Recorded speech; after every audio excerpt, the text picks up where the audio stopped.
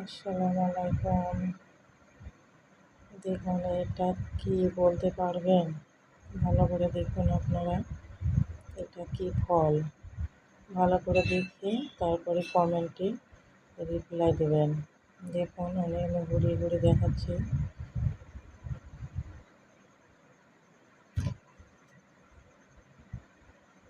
দেখুন ভালো করে দেখার পরে কমেন্টের উত্তর দেবেন। দেখুন তো এটা কি,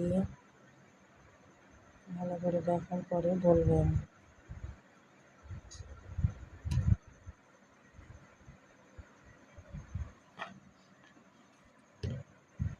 বলুন এটা কি?